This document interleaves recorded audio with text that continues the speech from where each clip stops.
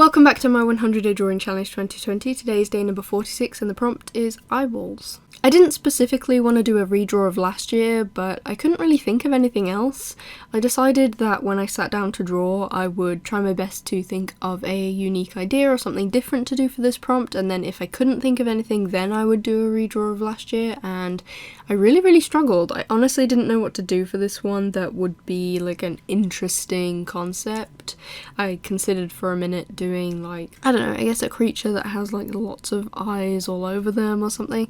I just wasn't that into that idea, and I didn't think it would turn out right in my art style. I just didn't think that I could pull it off. So I did decide to do a similar character to last year, so I'll show you last year's drawing. So this is a cute little character who just is an eyeball, or just has an eyeball for a head. I just think it's so cute. I love the colours especially. I just think it's this like brilliant mix of creepy cute, so there's a lot of pink and purple but then also black, and I just think that the colours work really nicely together, and then that pop of lime green as well.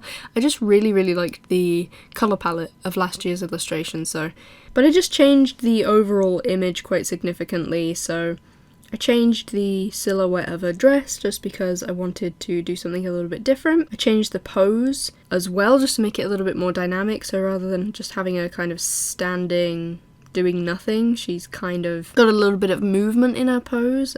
She's holding a little pumpkin basket.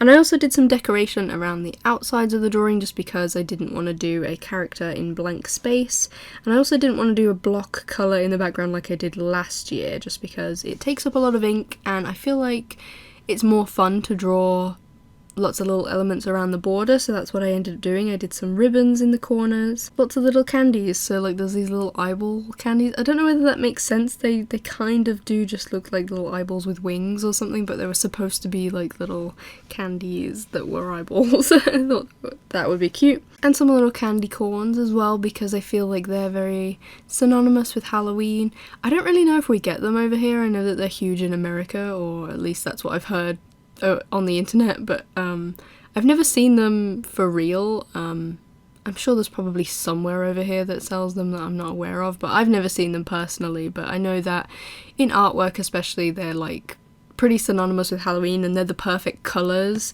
that like yellow and orange and white, so I decided to add some of those into the border as well. And I like how this one turned out. I really like the style of it. I just like the kind of colour combination. I think the little sparkles I added at the end were really nice too. I just feel like they added a nice little extra element to the background.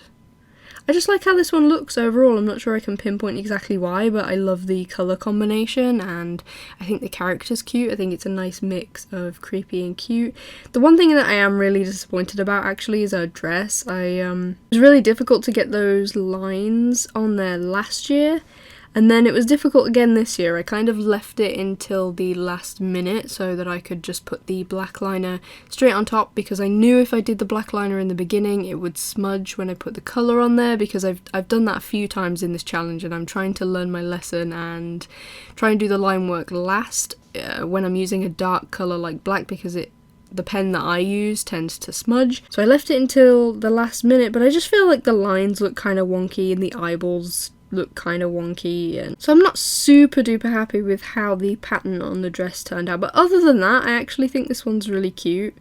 It's not the most intricate or dynamic thing that I've drawn, but I do think its simplicity is quite effective in this particular case, and I actually really like it.